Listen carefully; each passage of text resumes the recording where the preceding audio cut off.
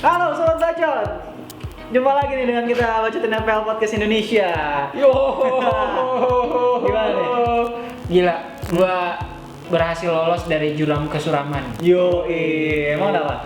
Ya poin gua sesuai target, nggak di bawah 60. Oke. Tapi ya, Bayu nggak usah ditanya, kasihan. Iya dia. Saya tanya gue udah jadi ini gue sekarang fokus bertani ya. Yo, Bertani. Kapten Aubameyang. Yo, Sekarang udah ada nama apa aja, Bay? Mi, kalau sekarang podcastnya kalau nanya gua, jangan nanya-nanya FPL, nanya-nanya gimana cara berkebun, gimana nanam kopi. Iya, ntar kita buatin segmen baru. Oke.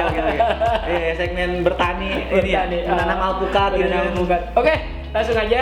Ya. Jadi seperti biasa kita akan bahas di game week ke-10 ini nantinya strategi transfer. Yang kedua adalah base bacotin. Base 11 bacotin. Yang ketiga adalah terakhir pemilihan kapten. Yoi. Oke, langsung aja kita masuk ke strategi transfer. Strategi transfer. Lu dulu deh, gimana? Gue dulu, waduh, kalau gue gampang aja sih sebenarnya. Gue mau buang James Rodriguez karena udah 4 game week ini dia blank. Terus juga kemarin Everton juga James udah nggak apa ya. Richarlison udah masuk tapi James makin nggak kelihatan gitu. Kayaknya jadi memang. menurut gue kayaknya mungkin udah agak jenuh juga si apa ya, maksudnya formnya udah biasa lagi. Udah nggak yang meledak, yang dari awal kan meledak dia kayak pengen membuktikan gitu. Sekarang udah biasa lagi. Oke, James gue buang, gue akan ambil Raheem Sterling. Walaupun City ya gimana ya, 2 pertandingan terakhir ini kan dia gagal, kalah terus kan ya? Gue nggak tahu, dia kayaknya Liverpool fokus ini aja. lawan Tottenham kalah. Tapi City itu pasti haus akan kemenangan gitu. Nah ini momentumnya tepat Sterling untuk bisa meledak. Gue masih terima sih, soalnya kan Tottenham juga lagi lagi bagus kemarin kan. Dan memang ya wajar sih kalau ini gue masih terima lah kalau dia kalah sama Tottenham gitu. Cuman kalau yang lain jangan lah. Besok kalau dia kalah nggak tahu gue, bener kata Bayu. Udahlah. City keluar dari gelar juara dah. Perebutan gelar juara mungkin berebut gelar ini doang. Masuk champion doang sama MU. MU masuk Europa League, Cok. Oke, baik. Kalau lu gimana, baik? Gua pas ngelihat Arsenal zong tanpa pikir panjang dengan emosi yang gua tendang. Dengan penuh emosi Aubameyang lu dibuang aja. Iya, masalahnya kan 3 week pun gua strategi gua buat ngambil Aubameyang kan. Ternyata 3 week moncor gua. 3 kali gua kaptenin malah hancur.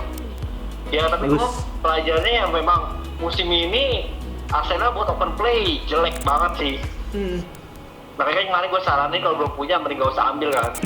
Tapi karena gue udah terlanjur punya, ya udah gue kaptenin. Dan gue langsung ganti ke Sterling juga. Wah, Sehati. Oh iya, ada gawat nih, gue takut zong juga nih gara-gara dikasih lagi nih. Sekarang gitu. Nah, itu harus hati-hati. Nah, itu tanda-tanda kezongan Sterling lu lah. Iya makanya. Baik, tapi jangan dikaptenin coba baik. Nah, gue kaptenin. Aduh. Gantilah gue nggak jadi. Agak cuma masih ada. Dia tipuan itu kan masih ada segmen ketiga nanti ya. Mana sih? Tapi Chilwell kemarin kan dia udah transfer, gimana? Chilwell kemarin, Bang. Chilwell oke. Zong nggak? Enggak, Chilwell oke, cakep setuju. Berarti masih ada harapan lu. Dia udah teriak-teriak, "Woi, Chilwell golin." Gue bilang bukannya on goal ya. Oh iya, on goal lah. Oke, baik. Berarti gue transfer Chilwell sama Jota berbayar semua, dapat semua. Iya. Kaptennya ini Aubameyang. Makanya. lu kan udah benar kemarin ngomong di segmen 3, gua kayaknya Jota. Tapi entah kenapa lu kesurupan apa gitu kan. Iya. Aduh, ya udahlah, itulah indahnya IPL ya. Gimana kalau lu, Mi? Oke, gue ya, Bay. Jadi gue tuh strategi transfer gue cuman buang back. Nah, gue cicil-cicil dulu dah. Karena terlalu riskan juga kalau mengeluarkan transfer haram ya. -4 sayang lah gitu. Gue masih coba bertahan dengan kekuatan tim yang ada. Jadi si Saiz yang notabene udah jarang main, ya udah. Gue nggak mau berjudi lagi, gue ganti ke backnya Aston Villa, Konsa. Gitu. Konsa ya namanya ya. Konsa. Ya terus untuk strategi gua di game week 10 ini mungkin salah gua naikin di line up karena kan kondisi terakhir dia udah negatif Udah ya. negatif, betul. Harapannya di minggu ini dia udah bisa main. Ya. Tapi gua masang strategi nih di bawah nih di bench. Dua bench gua masih cedera, tapi satu nih si Dallas. Nih gue sebagai ganjelan tuh. Kalau misalkan si Salah nggak main, Dallas naik gitu. Dan depan masih gue percaya nama DCL sama Bamford. Bamford lawannya kalau nggak salah tuh nanti sama Everton kalau nggak salah ya. Everton ya? Gue takut salah ntar malah dihujat. Iya dihujat. Bener Everton. Gue lihat juga kan Everton Pickford sangat jago loh. Jago dalam blunder. Iya. Jago dalam membiarkan bola ke dalam. Iya, makanya gue berani masang Bamford. Kepa itu. Pickford. Makanya gue berani masang Bamford, harapannya memang karena strateginya nyerang, celah selalu ada. Kayak kemarin kan kita udah ngelihat Everton, bakal menang gede nih. Tentunya Fulham berhasil dapat celah dari Everton gitu, dan gue ngelihat memang ini belakangnya bapuk gitu loh. Iya emang Everton. Bukan backnya tapi backnya gitu loh. Tapi ininya kipernya gitu. Udah sih gitu aja untuk strategi di game week 10. Mudah-mudahan standar gue sih tetap masang poin minimal 60 gitu. Oke. Tapi sekarang banyak duo sih gue di ini. Sebenarnya di tim gue tuh nggak sehat kalau kebanyakan double gitu kan. Gue targetin double itu cuma satu lah maksimal gitu. Nah, sekarang ada Everton, ada Aston Villa. Ini yang terakhir nih apa ya, lupa gue. Pokoknya ada satu lagi tuh. Lupa gue. Oke. Jadi strategi transfer lu tadi Saiz gue buang ganti ke Konsa gitu aja. Lanjut kita ke segmen 2, best bacautin for game week 10. Oke.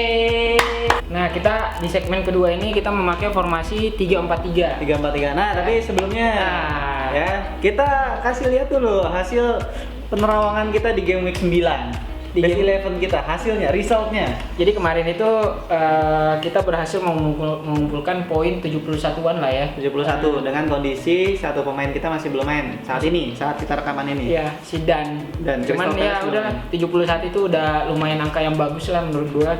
Dan yang zone itu cuman si Mings sama 4 ya. Mings, Ziyech, Rodriguez sama Vardy gitu. Yang berhasil itu di Fernandes sama DCL. Kane juga lumayan lah dia ini, tapi yang di luar dugaan itu Fabianski 9 poin. Jarang gitu loh. Udah lah, mudah-mudahan kita bisa konsisten lah dengan angka PR jadi penyemangat buat kita lah buat ini. Buat standarnya kita. Oke, jadi langsung aja. Seperti yang gua sebutin tadi, kita formasinya ada 3-4-3 gitu. 3-4-3, Oke, jadi yang pertama ada ini kiper ini gua aja yang jelasin. Diferensialnya Fahmi, luar biasa. Johnston. Kayaknya gua ngelirik kiper itu kalau best bacotin, lihat dulu Sheffield lawannya siapa. Ambil yang lawannya Sheffield. Ambil Sheffield gitu loh. Apalagi kan kalau gua ngelihat memang WBA ini pertanyaan juga udah mulai membaik. WBA udah melawan MU kan? Udah kan? Dan memang agak susah gitu loh. Ditembusnya gitu. Itu antara WBA-nya bagus atau MU-nya yang nggak kreatif? WBA-nya yang bagus. Jangan gitu dong. Okay. Itu udah sangat kreatif itu, oleh kurang kreatif apa coba? Dan gua ngelihat di game week 10 ini kansnya tetap ada buat Johnston. Harapannya nanti bakal kayak Fabianski lagi 9 poin gitu. Cuman gua ngejarnya targetnya ya clean sheet dulu. Bukan karena lawannya Sheffield sih sebenarnya, tapi memang murni pertahanan WBA. Johnston ini mantannya MU ya? Pada bagus-bagus semua anjir. Iya kan, mantannya MU kan. Bagus-bagus semua ini. Udahlah. Jadi memang udah membaik pertahanannya, dan kans untuk clean sheet itu ada di game week 10. Oke, selanjutnya ada Cancelo. Ini siapa yang mau jelasin nih? Bayu, gimana, Bay? Cancelo back City yang menyerangnya lebih bagus menurut gue dibandingkan si Kyle Walker. Karena Cancelo ini nggak kebanyakan dribbling, habis itu nge-shoot. Cancelo lebih banyak coba nge-passing sih.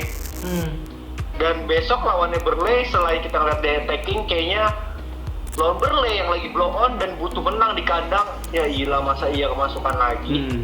Iya. Gue berhasil clean sheet sih. Dan dari Castle ini bisa buat jangka panjang juga, tapi buat game begini sangat recommended sih untuk diambil. Oke, cukup. Yang kedua backnya ada Justin gue jelasin ya. Oke, siap. Lawannya Fulham.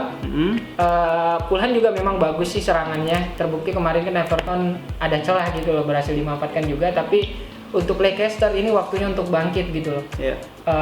Kemarin lawannya setelah dibantai sama Liverpool yang backnya jelas-jelas kualitas Liga Danon doang. Tapi nggak bisa nembus juga sekali Vardy gitu kan. Kan backnya Liverpool tewas semua gitu. Iya. Gue curiganya nih ada inilah, pelatihnya Brendan Rodgers ya.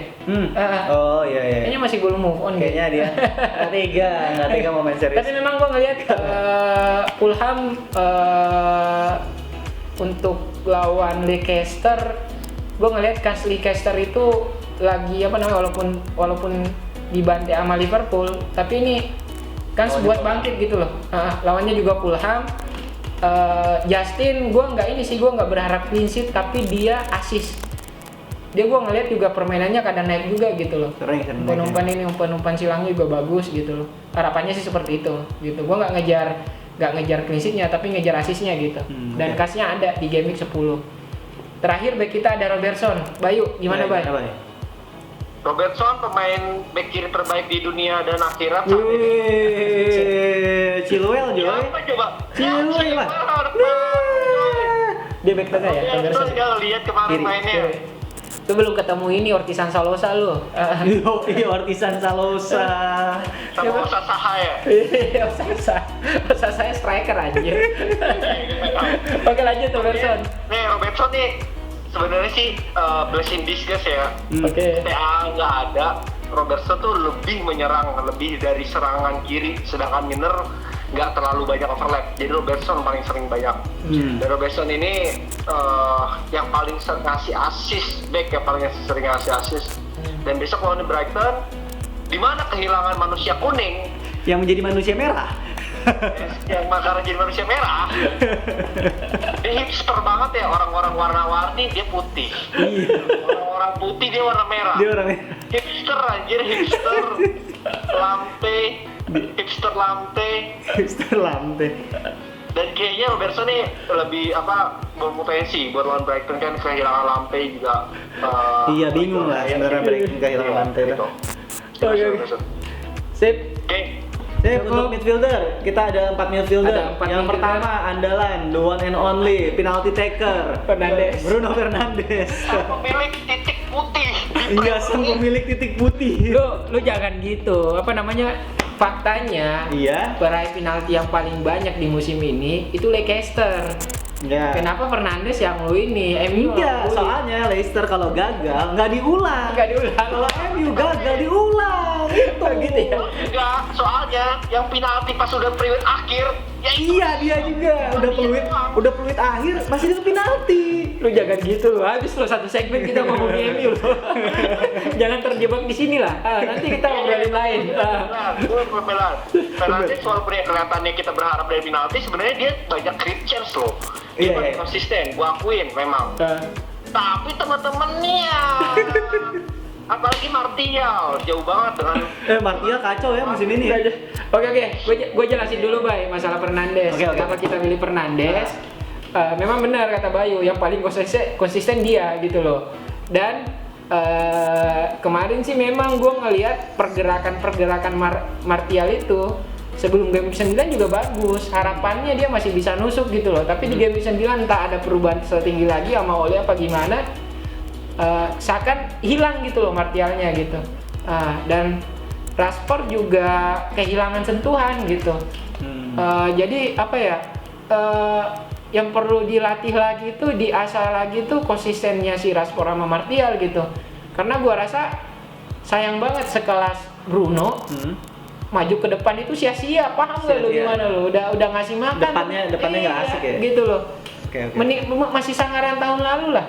Ada Greenwood, Rashford itu kayak hidup banget itu serangan, tapi gue kurang paham ya sama strategi Ole, karena biasanya udah bagus lawan Everton, mungkin dia acak-acak lagi malah kayak berantakan gitu loh. Gitu. Dan kenapa kita pilih Fernandes? Memang konsisten dan kita juga nggak mau munafik juga. Voucher penalti gosok terus. Oke, mau ditambahin silahkan atau mau lanjut? Lanjut aja. Oke, ada ya Berikutnya adalah Jota. Diogo Jota. Gimana, Bay? Ya ini Dilema. cuma pilihan gua musim kemarin, game kemarin ya. Ya. Dan dia terbukti udah 4 pertandingan dia nyetak gol. Dengan menurut gua kan dia main nih. Gua ngeliat jadwalnya Liverpool tuh padat banget setelah lawan Atalanta. Gua rasa Jota agak kesempatannya buat istirahat deh. Sekarang mungkin dimainin nanti pas lawan Atalanta. Salah kemungkinan main. Jadi gue rasa pas salah dimainin di hari Sabtu di game week 10 ini kayaknya nggak terlalu full karena kemarin kan dia istirahat nih. Dan Jota yang dapat istirahat. Harusnya sih kenapa kita milih Jota dibandingkan Salah?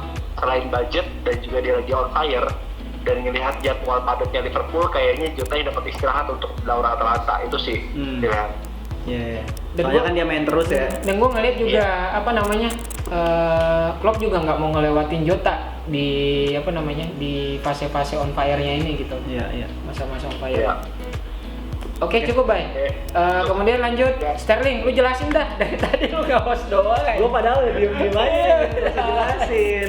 Ini Sterling, saya tadi di segmen 1 juga gue udah bilang ya salah satu transfer gue kan untuk si Raheem Sterling ini. Alasannya karena yang pertama City butuh menang. Iya. Dan pemain yang paling dikekepin banget sama Guardiola untuk mendongkrak performa tim itu adalah KDB sama Sterling. Nah, tapi KDB ini kelihatannya agak gimana ya? Dia kayak sudah terlalu ada di zona nyamannya gitu. Gitu ya. Motivasinya kelihatannya kurang lagi. Nah, Sterling ini yang akan jadi calon yang akan meledak gitu menurut gua, dan juga lawannya kan Burnley di kandang. Masa sih City nggak menang? Masa sih Sterling nggak poin gitu? Nah, itu makanya untuk di game week ini kita pilih Sterling ya. Gitu. Karena City harus banget menang. Oke. Masa di bawah MU? Iya kan? Suwe. Oke, cukup Sterling. Cukup ya? Cukup. Oke. Kalau apa, Bay? Ya gue ngambil Sterling ya itu tadi udah dijelasin, terus juga Kun udah kayaknya udah mulai pelatihan. Gue nggak tahu dia foto-foto terus tapi main kagak. Foto-foto doang nih. Foto-foto doang anjir, jadi kayak majalah di warteg kayaknya dia. Mau jualan baju kayak Lingard kayaknya. Iya, tanggalan di warteg tuh, kalau tanggalan di warteg gitu. Udah anjir. Oke, lanjut kita ada Grealish. Gimana, Mbak? Jack Grealish, Aston Villa. Jack Grealish ya kemarin sebenarnya kalau menurut gua agak kurang beruntung aja ya. Dia seperti nggak siap kehilangan dari Ross Barkley di menit-menit awal. Yang penggantinya itu nggak bisa nutupin. Lupa gue siapa penggantinya, mainnya tuh nggak bisa nutupin seperti Barkley. Jadi Grealish banyak muter-muter di lapangan, main ke kiri, ke kanan, ke tengah. Yang biasanya dia stay di kiri sebagai penyerang kiri. Dan sebenarnya kejadian dia banyak kipas sih. Maksudnya dia yang umpan terakhir ke Watkins itu dia. Tapi dengan kehilangan Barkley gue rasa berpengaruh banget sih. Dan kayaknya memang kelihatan fatigue-nya sih, kecapean dia setelah main di England 2 kali pertandingan kan. 2 kali. Oke, berarti memang Grealish kemarin kurang doang, kurang beruntung aja. Kurang beruntung dan juga kecapean. Gitu ya. Dan besok lawan West Ham harusnya kemungkinan dia bisa ada poin karena tetap menjadi andalan Aston Villa. Oke, siap. Gitu. Cukup, tengah kita sudah lengkap 4. Sekarang kita lanjut ke penyerang. Sektor penyerang. Ada yang pertama ada Fahmi Abraham. Fahmi Abraham aja. Gimana, Rat? Tammy Abraham ini sebenarnya dari di awal musim bukan pilihan utamanya Lampard ya. Iya. Karena dengan pemain-pemain barunya otomatis Tammy jadi penghangat bangku cadangan. Iya. Tetapi di musim ini saat dia bermain 90 menit, itu dia selalu deliver 3 assist atau gol. Jadi di musim ini dia udah main 90 menit di 4 pertandingan di IPL ya. Itu dia di 3 pertandingan itu dia mencetak 3 gol dan 1 pertandingan dia berhasil ngasih 1 assist.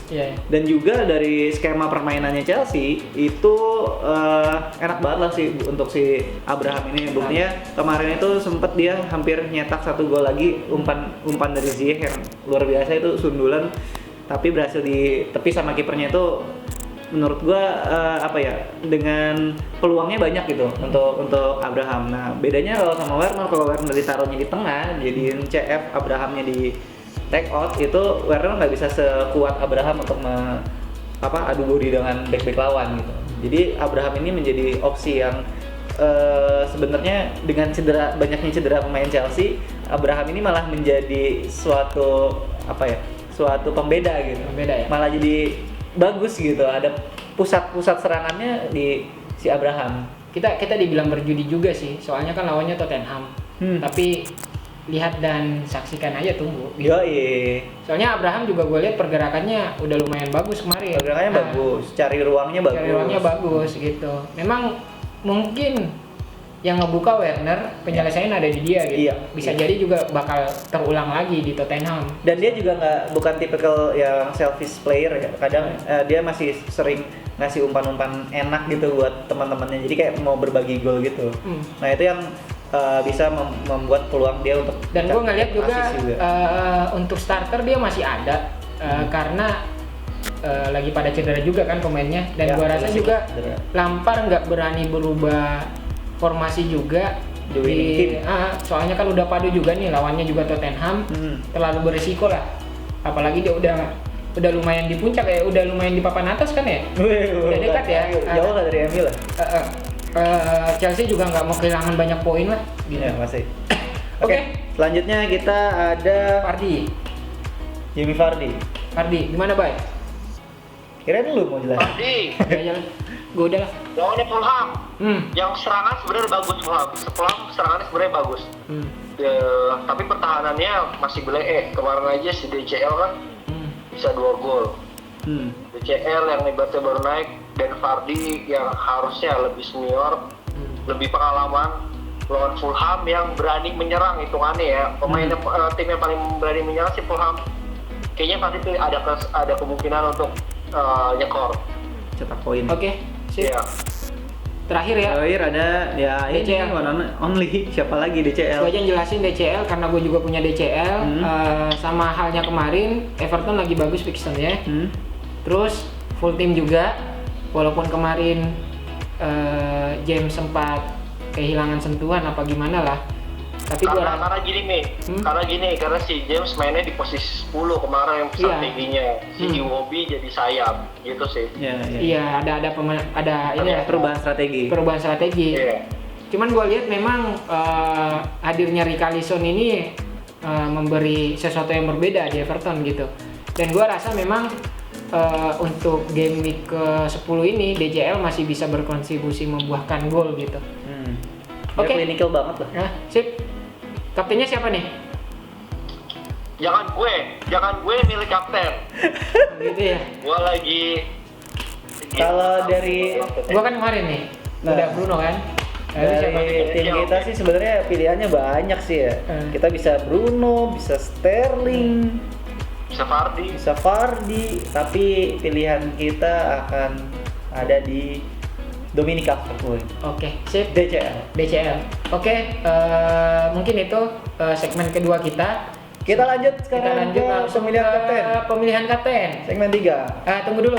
Sebelum pemilihan kapten, gue mau jelasin untuk pemenang kuis kemarin. Oh iya. Selamat ya. Tidak ada yang menang. Kenapa nggak ada yang menang? Kagak ada bisanya ini nebak, mendekati aja kagak ada. Jadi syaratnya itu kemarin adalah tebak skor sama pencetak golnya. Kalaupun menitnya nggak pas, setidaknya itu pencetak golnya gitu loh. Iya, kemarin dari jawaban-jawaban teman-teman nggak ada yang mendekati ini itu nggak ada yang menebak pencetak gol. Terus kalau misalkan ada yang bilang kok nggak ada yang menang ya karena mungkin tidak ada yang menang. Nggak ada yang menang gitu loh. Tapi tenang, itu kita pasang lagi di minggu depan gitu. Iya. Kita limpahin ke minggu depan. Hadiahnya masih tetap kita keep. Iya, nggak kita beliin sate kok, enggak. Masih ada. ya itulah nikmatnya kalau FPL seru, gue pengen juga ngebuat bacotin itu kuisnya seru gitu. Gak gampang dapatin 50.000. Iya. Susah loh zaman sekarang. Oke lanjut, strategi Berarti transfer. musim depan lagi, game week depan kita bikin quiz lagi kan? Iya bikin kuis lagi. Oke, nanti Pasti. pantengin aja pertanyaannya apa. Oke. Sip, jadi untuk strategi transfer, Pemilihan kapten, Yo. gue dulu ya. Oke. Gue dengan tegas memilih DCL. Sama kayak itu ya. Sama kayak bacotin. Alasannya udah gue jelasin Tadi udah di jelasin ini. kan? Oke. Kalau gua sebenarnya pengen sih gua untuk mengkaptenkan si Martinez. gua lah, ngapain Martinez? Si Sterling sebenarnya. Cuman ya karena Bayu kaptennya Sterling, gua jadi agak galau gitu. Ini tanda-tandanya kan. Ya udah. Gua agak khawatir gitu. Cuman ya kalau dengan tim gue yang sekarang, kalau mau main safe ya DCL, tapi kalau misalkan mau berbeda, gua akan ke Sterling. Ya udah langsung deh. Baik, Gimana, Bay? Berarti lu ada 2 ya? dua. Tunggu dulu, Bay. Sterling atau DCL? Sering apa tuh DCL? Oke, lu Bay gimana? Gue kayaknya memang pilihan pas bikin video ini sebenarnya lebih bagus daripada gue milih ntar pas di titik akhir kan. Kayaknya gue udah pastiin, udah fixin deh dari sekarang. Gue kapten Sterling. Oke. Ya, Jangan berubah lagi, ntar kayak kemarin. Ya. Kagak di kesurupan anjir. Lu kesurupan apa sih kemarin? Kemarin kan udah benar Jota. Iya loh. Ya makanya nggak tahu Aubameyang. Gue mikir terakhir kemahalan udah gue kapten, ternyata gue salah anjir, masih nggak percaya sama Arsenal. Kayaknya Arsenal terakhir gue pengen gue dapet info pengen jadi ini aja pembina kakak pembina pramuka kayak Pembina pramuka. Udah gak niat main bola. Arteta aja udah nyerah katanya. Gue balik jadi guru penjas aja katanya. Ya, senam dong. Oke, cukup ya. Berarti strategi kapten kita kalau gua tadi ada DCL, kalau lu Gua antara DCL atau Sterling, Bayu, Sterling. Oke, cukup untuk podcast Game Week 9 kita. Game 10. Game Week 10. Semoga bisa inilah menginspirasi dan iyalah pokoknya gitulah. Terus jangan lupa follow sponsor kita Kebab Baba Raffi Sleepy Kemanggisan. Nah, itu aja. Terus ada juga yang Dan kuis. juga kuis Turnip Please, Fish. jangan lupa karena kalau misalkan Instagram. mau Please follow. mau nyairin hadiahnya ya harus follow itu gitu. Ya, Itu aja kali ya. Bayu gimana, Bay? Ada kesan-pesan ya? kesan-pesan. Nggak ada, dia Udah ya. zong dia. Oke, untuk Game Week 10 semoga kalian sukses dan sampai jumpa. Good luck para manajer. Dadah. Terima kasih.